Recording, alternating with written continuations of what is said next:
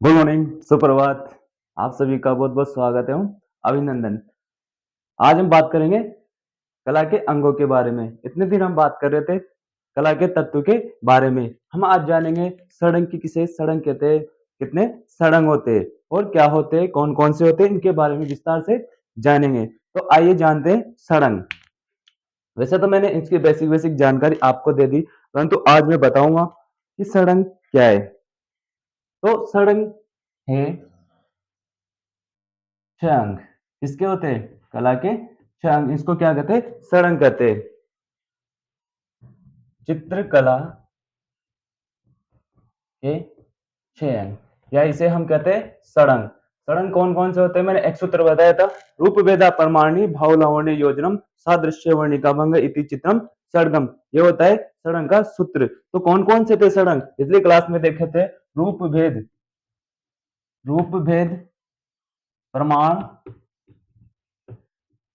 भाव लावण्य योजना सादृश्य भाव लावण्य सादृश्य और वर्णिका भंग। ये कितने होते हैं? छह होते हैं। इनके बारे में अपन ने थोड़ी थोड़ी सी जानकारी ली थी, सामान्य जानकारी ली थी कि कौन कौन से सड़ंगे। रूप भेद प्रमाण भाव लावण्य सादृश्य और वर्णिका भंग, ये चित्रकला के छह अंग होते हैं।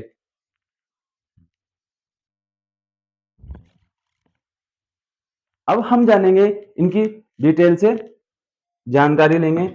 अब सबसे पहले देखेंगे रूप भेद कि रूप भेद किसे कहते हैं। रूप भेद क्या है? रूप भेद का मतलब होता है दृष्टि का सही ज्ञान होना। दृष्टि का ज्ञान, अर्थात दृष्टि का सही ज्ञान होना, ये क्या कहलाता है? रूप भेद। सामान्य से परिभाषा है आकृतियों में आकृतियों में भेद करना। ये क्या कहलाता है? रूप भेद कहलाता है। दो आकृतियों में भेद करना ही क्या कहलाएगा? रूप कहलाएगा। किसी भी दो आकृतियों को देखकर, जैसे सामने मैं खड़ा हूं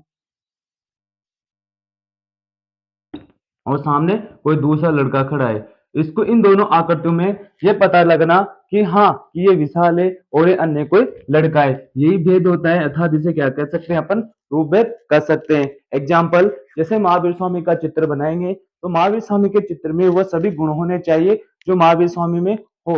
और अगर गौतम बुद्ध का चित्र बनाएंगे तो गौतम बुद्ध के वो सभी गुण उसमें होने चाहिए जो गौतम बुद्ध में होते हैं, अन्यथा वो क्या नहीं, रूप का भेद नहीं कर पाएंगे। अगर आप जिस चित्र आकृति को देखकर आपको ये हो जाए कि हाँ ये फलाना का चित्र है, जिसका चित्र उसमें भेद कर लो, तो क्या कहलाता है? रूप भेद कहलाता है। ये होता है रूप भेद। किसी भी आकृति का निर्माण करते ही क्या नाम है? रूप का प्रारंभ हो जाता है। अब अलग अलग चित्रकार अलग अलग रूपों का निर्माण करता है, उन रूपों को में भेद करना ही रूप भेद कहलाता है।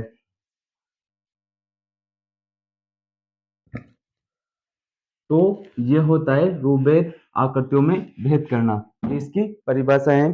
जैसे उदाहरण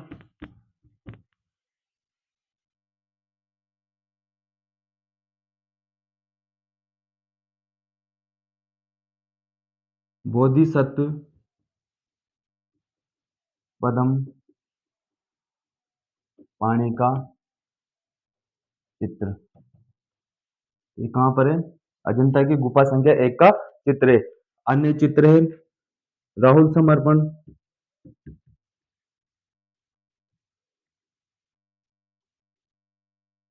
समर्पण राहुल समर्पण। इसको देखकर भगवान बोधिसत्व पद्म पाणी के चित्रों को देखकर अपन आकृतियों में भेद कर सकते हैं कि हाँ ये चित्र किसका है? भगवान बुद्ध का है। तो ये क्या कहलाता है? रूप भेद कहलाएगा। अर्थात कहने का मतलब है आकृतियों में भेद करना या अंतर करना है क्या कहलाता है? रूप भेद कहलाता है। अब इसके बाद में दूसरा आता है रूप भेद के बाद में रूप भेद प्रमाण की। प्रमाण किसे कहते हैं?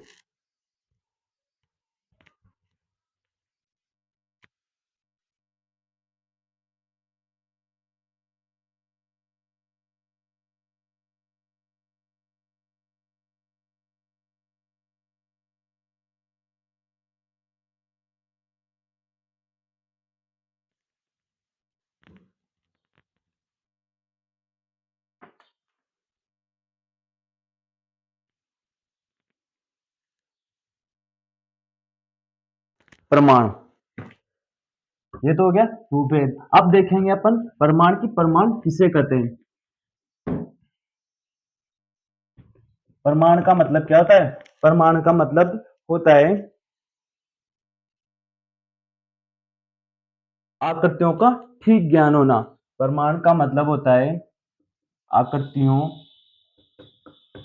का ठीक ज्ञान होना। ये कैसे होगा आकृतियों का ठीक ज्ञान?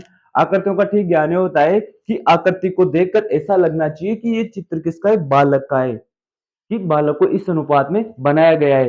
या ये राक्षस है तो राक्षस को किस अनुपात में बनाया है। तो हम प्रमाण को क्या कह सकते हैं? इसे नापतोल अनुपात या बनावट भी हम इसे कह सकते हैं, कहते हैं। प्रमाण को हम क्या कहते हैं? नापतोल, बनावट और अनुपात कह सकते हैं कि चित्र किस अनुपात में बना हुआ है या किस नापतोल में बना हुआ है, उसे हम क्या कहते हैं? प्रमाण कहते हैं। प्रमाण का मतलब होता है, प्रमाण को संबद्धता का सिद्धांत भी, संबद्धता का सिद्धांत भी कहते हैं। प्रमाण को संबद्धता का सिद्धांत भी कहते हैं। ये है प्रमाण। प्रमाण का मतलब होता है आकृति की बनावट, की किसी बनावटें या आकृतियों का ठीक ज्ञान होना, वही क्या कहलाता है? प्रमाण कहलाता है। कि राक्षस को किस अनुपात में बनाया गया है, राक्षस को कितने नापतोल में बनाया गया है, भगवान को किस अनुपात में बनाया गया है, और बालक को किस अनुपात में बनाया गया है, सामान्य पुरुष को किस अनुपात में बनाया गया है, वो क्या कहलाता है? प्रमाण कहलाता है। जैसे अलग अलग विद्वानों ने अलग अलग रूप या प्रमाण माने या बनावट मानी है, उनको देखेंगे। जैसे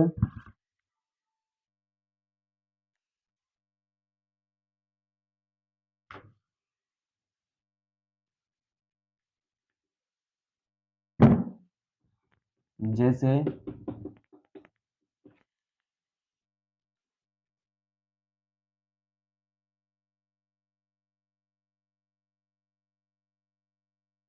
राक्षस कितने ताल का होता है? तो सबसे पहले हम देखेंगे राक्षस होता है 16 ताल का। ताल, ताल का मतलब क्या होता है? अपना एक हाथ। इससे 16 16 हाथ के बराबर क्या होता है?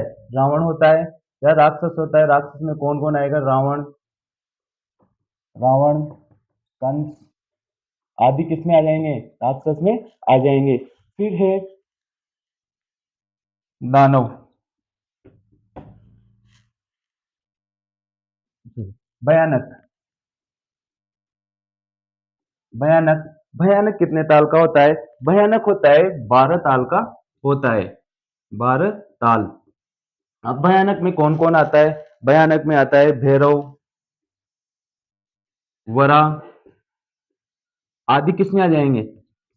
भयानक में आ जाएंगे। भयानक कितने ताल का होता है? 12 ताल का होता है। इसमें कौन कौन आते हैं? वरा और भैरव आदि आते हैं। फिर है मानव। मानव, मानव होता है 10 ताल का, 10 ताल। अब मानव में कौन कौन आएंगे? कृष्ण, शिव और पांडव आदि किसमें आ जाएंगे? मानव में आ जाएंगे। तो मानव कितने प्रकार के होते हैं? 10 ताल के होते हैं। नोट, ये तो मानव, परंतु सामान्य मनुष्य कितने ताल का होता है? सामान्य मनुष्य होता है, सामान्य मनुष्य 8 ताल का होता है, जिसमें पुरुष तो 8 ताल का होता है और महिलाएं 7.5 ताल की होती है। इसके बाद में है कुमार। ये तो हो गए अपने राक्षस 16 ताल, रावण जिसमें रावण आएगा, कंस आएगा। भयानक ये होते हैं 12 ताल के, जिसमें भैरव और वरा आदि आते हैं। फिर है मानव। मानव होता है 10 ताल, जिसमें कृष्ण, शिव आदि और पांडव आदि आते हैं। परंतु सामान्य मनुष्य कितने ताल का होता है? सामान्य मनुष्य 8 ताल का होता है, जिसमें पुरुष तो 8 ताल के होते हैं और महिलाएं कितने ताल की होती है? 7.5 ताल की होती है। अब आगे हम देखेंगे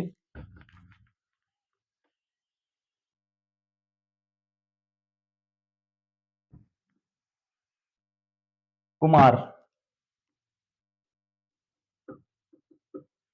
कि कुमार कितने ताल का होता है।